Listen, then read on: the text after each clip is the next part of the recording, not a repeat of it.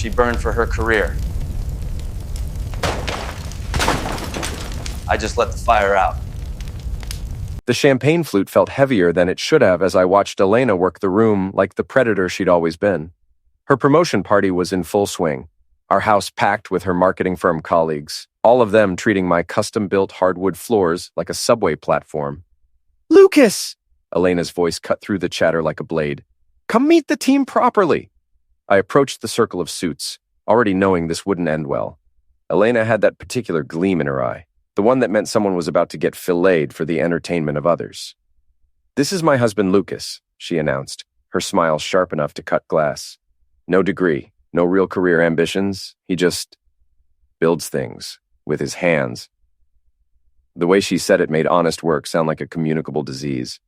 Monica, Elena's best friend and the firm's HR chief, tittered. "How rustic."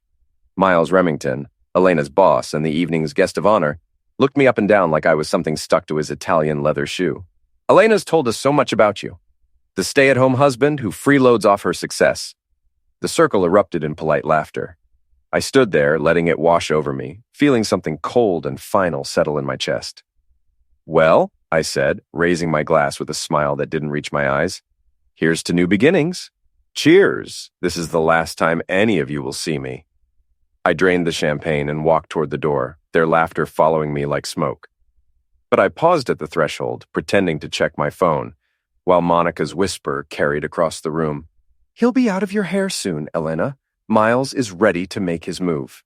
Elena's response was barely audible. "The divorce papers are already drafted. He'll never see it coming." Funny, I thought, stepping into the cool night air. I thought I was the one about to disappear. Turns out I'm just getting started. The workshop in our basement had always been my sanctuary. Elena never came down here, said it smelled like sawdust and failure. Tonight, surrounded by my tools and half-finished projects, I finally understood what she meant about the smell. It wasn't failure at all. It was possibility. I'd been suspicious for weeks. Elena's late nights, her sudden interest in expensive lingerie, the way she'd started pronouncing certain words differently, like she was auditioning for a role in someone else's life. But suspicion and proof were different animals entirely. The proof was hiding in her gym bag, tucked behind her protein powder. A burner phone, because nothing says innocent wife like secret communication devices. The messages painted a picture uglier than anything I could have imagined. Miles. "The cabin this weekend. Tell Lucas you're at the spa." Elena. "He's so pathetic he'll believe anything. Can't wait to be done with this charade." Miles. "Soon, baby. The promotion's just the beginning." But it was the older messages that really twisted the knife. Elena. "Pregnant, we need to talk." Miles. "Handle it. I can't have complications right now." Elena. "It's handled. God, I feel empty." Miles. "Get over it. We have plans."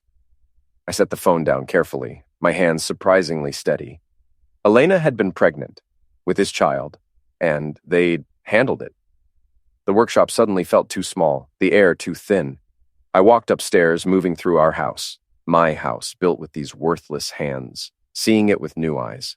Every custom cabinet I'd installed, every room I'd renovated, every detail I'd crafted with love for a woman who saw me as an obstacle to overcome. Elena was in the kitchen, still in her party dress, loading the dishwasher with the efficiency of someone eager to erase evidence. "Good party," I said. She didn't look up. "You embarrassed me tonight. That dramatic exit was completely unnecessary." "Was it?" Something in my tone made her pause. "What's that supposed to mean?" "Nothing. Just thinking about new beginnings." She finally met my eyes, and for a moment I saw a flicker of uncertainty. But Elena had always been good at reading rooms, not people. "Lucas, I know tonight was difficult, but save it." I held up the burner phone. "We need to talk." The color drained from her face so quickly I almost felt sorry for her. Almost. "That's not... You can't just go through my things." "Apparently I can. Interesting reading, especially the part about handling complications." She sank into one of the kitchen chairs I'd built from reclaimed barnwood. "Lucas, please, let me explain." "Explain what? The affair? The pregnancy? The divorce papers Monica mentioned? Or maybe you'd like to explain how you handled our child?" The words hung between us like a blade. Elena's composure finally cracked. We weren't ready. Miles has a reputation to protect, and I couldn't." "You couldn't what?" Ruin your precious career trajectory. Tears started flowing, but they felt calculated. Elena had always been able to cry on command. I made a mistake, a terrible mistake, but we can work through this. I love you, Lucas. I've always loved you. I laughed, surprising us both. Love? Elena, you just spent the evening introducing me as your pet failure. You've been planning to divorce me while screwing your boss and terminating pregnancies like their marketing campaigns. That's not love. That's not even human. Please, she whispered, reaching for my hand. Don't do this. We can start over. I'll end things with Miles. We can try again. I pulled my hand away. Not even if you were the last woman in Ashwood. Elena's home office had always been her temple. Awards lining the walls, expensive art, a desk that cost more than most people's cars. She'd forbidden me from even cleaning in there, claiming I might disturb her energy flow. Tonight, I was definitely disturbing something. The match felt warm between my fingers as I surveyed her sanctuary one last time.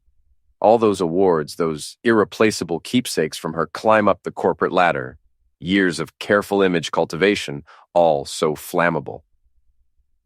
Time to clean house, I murmured, and dropped the match onto the pile of papers I'd soaked with the expensive bourbon she kept for impressing clients. The flames caught beautifully, dancing across her achievements with an almost artistic grace. I watched for a moment, then headed upstairs as the smoke detector began its frantic song. Elena came running from the bedroom, Miles close behind her. Apparently, he'd decided to console her personally tonight. How thoughtful. Oh my God, Lucas! What did you do? Elena screamed, staring at the smoke pouring from her office. Looks like an electrical fire, I said calmly, already dialing emergency. Probably that expensive lamp you insisted on. I always said the wiring in that outlet was questionable. Miles stepped forward, his face flushed with anger and something else. Fear, maybe. You son of a witch. Careful, Miles. That's my house you're standing in. Elena might have forgotten to mention that little detail during your pillow talk. The fire department arrived with impressive efficiency, but Elena's office was a total loss. As the fire chief explained about electrical hazards and insurance claims, I caught Miles whispering urgently to Elena about damage control and appearances. Poor Miles. He had no idea the real damage was just beginning. The Rusty Buckle wasn't the kind of place Elena's crowd would be caught dead in, which made it perfect for my purposes. Grace, the bartender, had been pouring drinks and collecting secrets for 20 years. She knew where all the bodies were buried in Ashwood.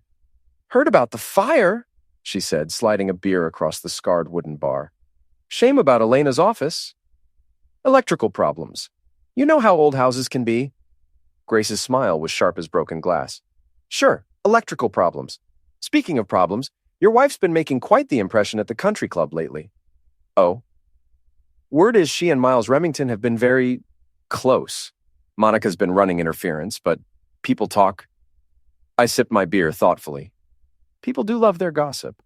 They do indeed. In fact, Miles is throwing a little celebration tonight. Private party at the club. Elena's the guest of honor, apparently. How nice for them. Grace leaned closer. You know, Lucas, I've always liked you. You're real. Unlike most of the plastic people in this town. If you ever need anything, information, alibis, whatever, you just ask. I'll keep that in mind. An hour later, I was walking through the country club's main dining room like I owned the place. The private party was in the Oak Room, and security was laughably light. Apparently, Miles was more concerned with impressing Elena than protecting his reputation. I slipped in through the service entrance just as Miles was raising a toast. To Elena, he was saying, his arm around her waist. The most brilliant woman I've ever had the pleasure of working with. The small crowd of executives and their spouses raised their glasses. I recognized most of them. Ashwood's elite, the people who decided what was acceptable and what wasn't. And to new beginnings, Elena added, her voice carrying clearly across the room. That was my cue. New beginnings, I agreed loudly, stepping into the light. What a wonderful sentiment. The room went silent. Elena's face cycled through several expressions before settling on forced brightness. Lucas, what a surprise. I was in the neighborhood and thought I'd stop by. Hope you don't mind me crashing your little celebration. Miles stepped forward, trying to assert control. This is a private function. Of course it is. Very private. Very intimate. I looked around the room, meeting eyes, planting seeds. Elena always did prefer intimate gatherings. Monica appeared at Elena's side like a guard dog. Lucas, perhaps you should... Should what? Leave my wife to celebrate alone? What kind of husband would that make me? The word husband hit the room like a physical blow. Suddenly, everyone was very interested in their drinks. Actually, I continued conversationally, Elena and I were just discussing new beginnings ourselves. Amazing how life can change so quickly, isn't it? One day you think you know someone, and the next? I shrugged eloquently. Elena's smile was becoming strained. Lucas, why don't we talk outside? Oh, but I'm enjoying the party. Besides, I have some wonderful news to share with your friends. I paused dramatically. Elena's pregnant. The lie hit its target perfectly. Elena went white. Miles choked on his drink, and the room buzzed with sudden interest. Of course, Elena would have to deny it, but the seed was planted. People would watch, wonder, whisper. I'm not, Elena started. Not telling people yet. I finished smoothly. She's very private about personal matters. Aren't you, darling? The damage was done. I could see it in their faces. The speculation, the sideways glances, the mental calculations. Elena's carefully constructed image was developing cracks. Well, I said brightly, I should let you get back to your celebration. Enjoy your new beginnings. I left them in chaos, Elena's voice rising in desperate explanations behind me. By tomorrow, the story would be all over Ashwood, twisted and embellished with each telling. She screamed at the ashes, I thought, walking into the cool night air. I just handed her a broom. Owen had been my best friend since high school, back when we both thought we'd conquer the world. He'd become a cop, then a private investigator when the politics got too thick. He specialized in what he called gray area work, the kind of investigations that required creativity and flexible ethics. You look like heck, he said when I showed up at his office the next morning. Feel worse. I need a favor, Owen, a big one. He leaned back in his chair, studying me. This about Elena? Among other things. I need information on Miles Remington. Financial records, personal habits, anything that might be interesting. Interesting how? The kind of interesting that ruins careers and destroys reputations. Owen whistled low. That kind of interesting costs extra. Money's not an object. It never is when someone's heart gets ripped out. He pulled out a legal pad. What do you know already? I told him everything. The affair, the pregnancy, the divorce plans, the country club incident. Owen took notes without judgment, asking occasional questions for clarification. Miles Remington, he mused when I finished. I've heard whispers. Nothing concrete, but whispers. Give me a week. I might not have a week. Then give me 3 days and double the fee. That afternoon, I had an unexpected visitor. Miss Crandall from next door rarely left her house, but she had an uncanny ability to know everything that happened in the neighborhood. Terrible thing about the fire, she said, standing on my front porch with a casserole dish. These things happen.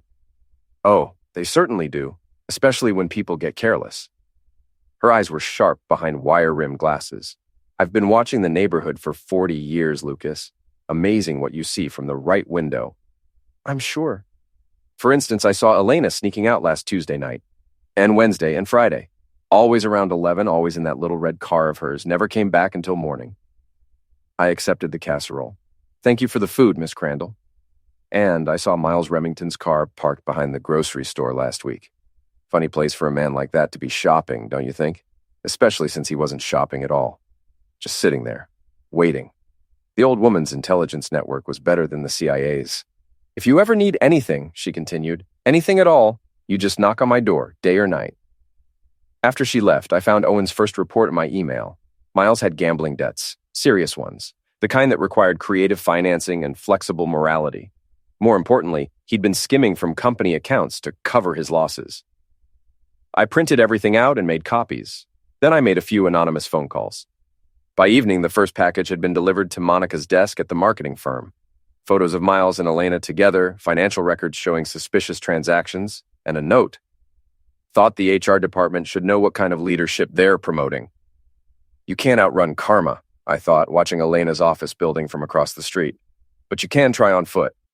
Miles's BMW was a thing of beauty. Sleek, expensive, and absolutely pristine. He parked it in the same spot every morning, right next to the executive entrance of his building. Very predictable, very vulnerable. I'd spent the night in my workshop preparing. Red paint mixed with sawdust created a lovely, sticky compound that adhered beautifully to automotive surfaces. The message, "Home Wrecker," stretched across his windshield in letters 2 feet high. The tires were next, not slashed. That would be vandalism, just carefully deflated and filled with that same sawdust mixture. He'd be able to drive, but not far or fast. I left a note under his windshield wiper. "Looks like your ride's as reliable as your morals. A concerned citizen." The security cameras in the parking garage had mysteriously malfunctioned around 3 a.m., something about a power surge that fried the recording equipment. These old buildings had such unreliable electrical systems. I was having coffee at the diner across the street when Miles discovered my artwork. His rage was visible even from a distance, his gestures wild as he screamed at the parking attendant. The poor kid probably had no idea what Miles was talking about. My phone rang 20 minutes later. "You son of a witch," Miles snarled without preamble. "Miles, how nice to hear from you. How's the car?" "You know perfectly well how the car is. This is harassment." "Is it? I've been home all night. Ask anyone." Miss Crandall would swear I never left the house. She owed me a favor for fixing her fence last spring. "I know it was you." Knowing and proving are different things, Miles. You should understand that, being a businessman and all. Speaking of business, how are those quarterly reports coming along? I hear the board's been asking some interesting questions. The silence stretched long enough that I thought he'd hung up. "What do you want?" he finally asked. "Want? I don't want anything from you, Miles. I already have everything I need. Money? I can pay you to... You can't afford what this is going to cost you." I hung up and ordered another cup of coffee. Through the diner window, I could see Miles still standing next to his ruined car, talking frantically on his phone. Probably calling Elena. Probably planning their next move. Let them plan. I was 3 steps ahead and accelerating. That evening, Elena came home looking haggard. The fire had destroyed her office, the rumors from the country club were spreading, and now her lover was under investigation at work. Her perfect life was developing some serious cracks. "We need to talk," she said. "Do we? This has to stop, Lucas. Whatever you think you're accomplishing, I'm not accomplishing anything. I'm just living my life, same as always. Don't play dumb. The fire, the rumors, Miles's car. What about Miles's car?" She studied my face, looking for tells. "Someone vandalized it this morning. Terrible. Crime is really getting out of hand in this neighborhood." "Lucas, please, I know I hurt you, but this isn't the way." "What way?" "I haven't done anything except exist in my own house and occasionally visit public places. If that makes people uncomfortable, maybe they should examine their own consciences." Elena's phone buzzed. She glanced at it and paled. "Problem?" I asked. "Monica wants to see me first thing tomorrow. There's been some kind of complaint filed against Miles." "Anonymous tip, probably. People see things, Elena. They talk, especially in a town like this." She stared at me with something approaching respect. "You're not the man I married." "No," I agreed. "I'm not. That man was naive enough to trust you. This man learns from his mistakes." The construction site was perfect for what I had in mind. Isolated, full of heavy equipment, and technically public property. I'd done some work for the contractor last year, so my presence wouldn't raise eyebrows. I called Miles from a burner phone, disguising my voice just enough to create doubt. "Mr. Remington, I have information about your situation. Information you'll want to hear." "Who is this?" "A friend. Meet me at the Riverside construction site tonight, 10 o'clock. Come alone and bring cash." "How much cash?" $50,000 should cover it." $50,000? For what? "For making your problems disappear. Permanently." Miles arrived right on time, a briefcase in one hand and a flashlight in the other. He looked nervous, constantly glancing over his shoulder. Oh, good. Nervous people made mistakes. I waited until he was deep in the site, surrounded by earth movers and concrete mixers, before stepping out of the shadows. "Hello, Miles." He spun around, the flashlight beam catching my face. "You, I should have known." "Should have known what? That actions have consequences? That treating people like disposable objects eventually comes back to haunt you? What do you want?" "I want you to understand something, Miles. This isn't about money. This isn't about Elena. This is about respect." He laughed, but it sounded forced. "Respect? From a nobody carpenter who can't keep his wife happy?" I moved closer, and he backed up until he hit a concrete mixer. See, that's your problem, Miles. You think success means you can treat people however you want. You think your money and your position make you untouchable. I am untouchable. You're nothing. A small-town loser married to a woman way out of his league. Maybe, but here's the thing about being nothing. It means you have nothing to lose. I pulled out my phone and showed him the screen. A video file, ready to upload. What's that? Insurance. See, I've been documenting everything. Your affair with Elena, your financial irregularities, your gambling debts. Amazing what you can discover when you know where to look. His face went white. You can't prove anything, can I? Owen's very thorough. Bank records, hotel receipts, witness statements. The board of directors is going to find it fascinating reading. Miles lunged at me, trying to grab the phone. I'd expected that. He was bigger than me, but I'd spent years doing physical labor while he'd spent them behind a desk. The fight was brief and decisive. I pinned him against the concrete mixer, his arm twisted behind his back. Here's what's going to happen, Miles. You're going to confess everything. The affair, the financial irregularities, the way you manipulated Elena. You're going to do it publicly, and you're going to take full responsibility. Go to heck. I twisted his arm a little tighter. Or I can release everything I have to the board, the press, and your wife. Your choice. You're bluffing. Am I? Tell me, Miles. What do you think happens to executives who embezzle company funds to pay gambling debts? What happens to their pensions, their severance packages, their reputations? I could feel the fight go out of him. What do you want me to say? The truth. For once in your miserable life, just tell the truth. I released him and stepped back. He rubbed his arm, glaring at me with impotent rage. This isn't over, he said. Yes, it is. You just don't know it yet. He grabbed his briefcase and stumbled toward his car. I watched him go, knowing he'd spend the rest of the night trying to figure out how to salvage his situation. He'd fail, of course. Some damage couldn't be undone. He begged for mercy, I thought, pocketing my phone. I gave him a microphone. Elena was waiting for me when I got home, sitting in the dark living room like a ghost haunting her own life. Miles told me about tonight, she said without turning on the lights. Did he? What did he tell you? That you're trying to destroy us both. Are you destroyed, Elena? She laughed bitterly. My office is gone. My reputation is in ruins. Monica's treating me like a pariah, and the whole town thinks I'm either pregnant or having an affair. So yes, I'd say I'm pretty well destroyed. I sat down across from her, studying her face in the dim light from the street lamp outside. You did this to yourself, I said quietly. Every choice, every lie, every betrayal. That was all you. I made mistakes. You made choices. There's a difference. She leaned forward, and I could see tears on her cheeks. Real ones this time. I loved you, Lucas. I really did. But love wasn't enough. I wanted more. More what? More everything. More money, more status, more excitement. You were content with this little life, this little house, this little town? I needed more. So you took more, from me, from Miles, from anyone who had something you wanted. Yes, the word was barely a whisper. And now I have nothing. Now you have exactly what you deserve.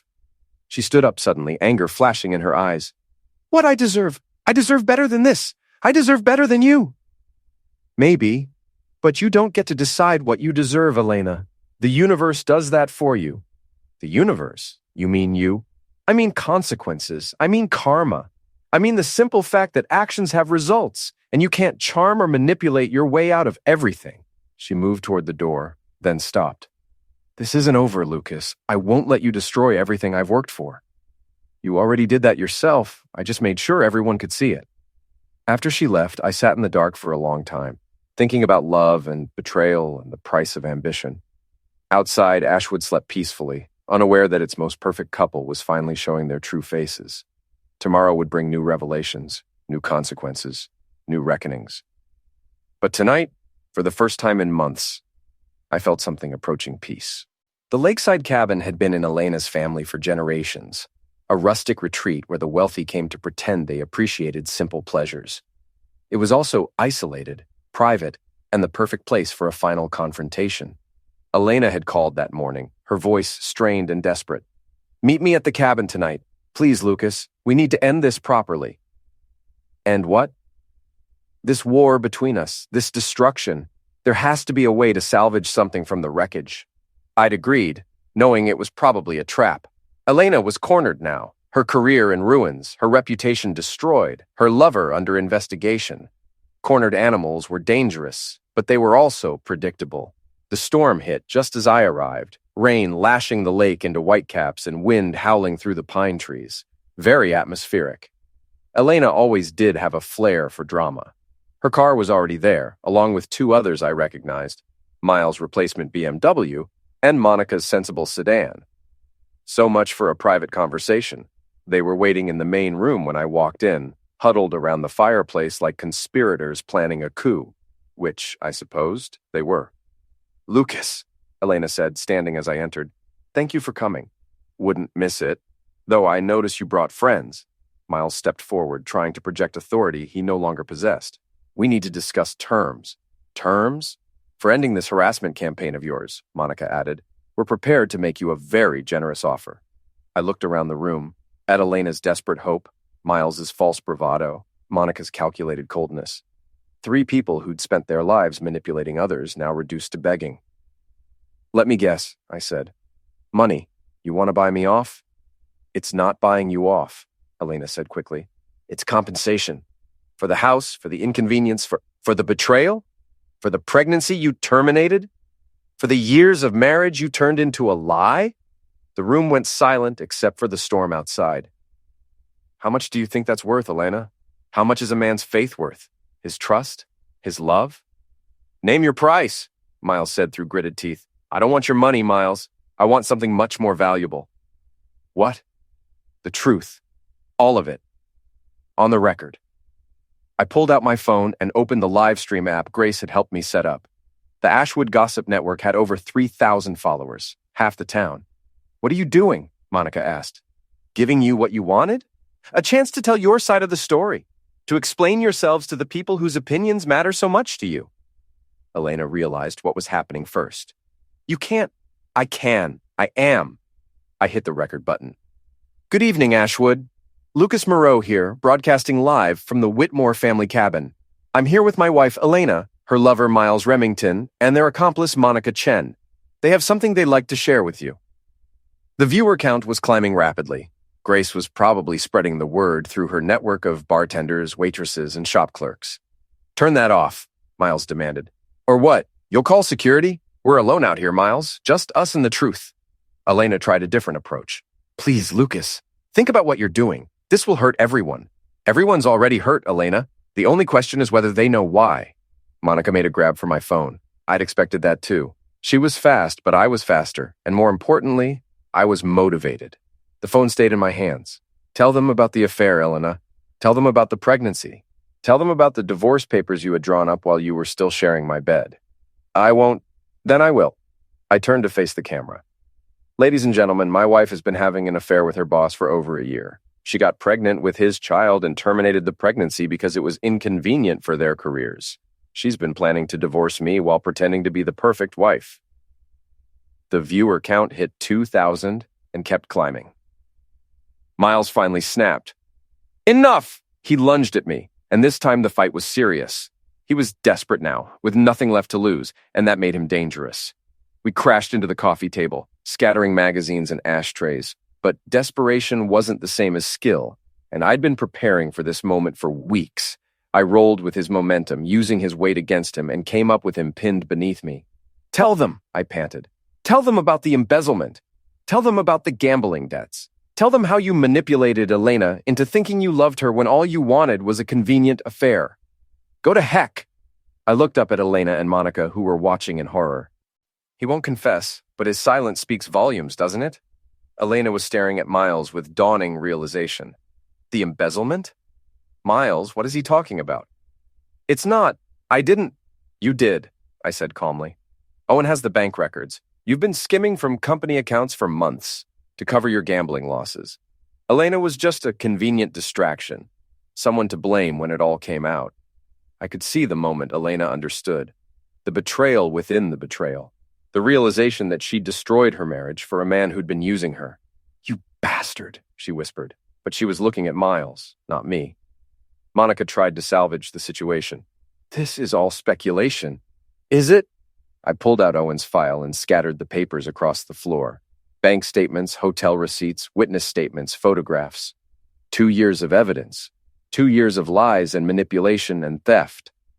The live stream was approaching 3,000 viewers. Half of Ashwood was watching their golden couple destroy themselves in real time. Elena stood up suddenly, her face twisted with rage. Not at me, at Miles, at herself, at the situation she'd created. "You used me," she said to Miles. "All of it. The promotion, the affair, the promises. You used me. Elena, please. No." She turned to the camera, her composure finally cracking completely. "You want the truth, Ashwood? Here's the truth. I'm a fool. I threw away the best man I ever knew for a lying, stealing, manipulative coward who never loved me at all. It was too little, too late, but it was something." Miles struggled to his feet, his face flushed with anger and humiliation. "This is insane. You're all insane." He headed for the door, but Elena blocked his path. "Where are you going?" "Away from this madness. Away from all of you." "You're not going anywhere until this is finished." That's when Elena made her final, fatal mistake. She grabbed a kerosene lantern from the mantel, a decorative piece that still contained fuel, and hurled it at the wall behind Miles. The glass shattered. Fuel splashed across the wooden walls, and within seconds the cabin was filling with smoke. "Elena, what did you do?" Monica screamed. But Elena was beyond rational thought now. She grabbed another lantern, her eyes wild with desperation and rage. "If I can't have what I want, nobody can!"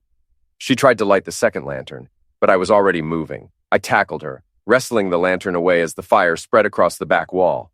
"Get out!" I shouted to Miles and Monica. "Get out now!" They didn't need to be told twice. They fled through the front door as I dragged Elena toward the exit.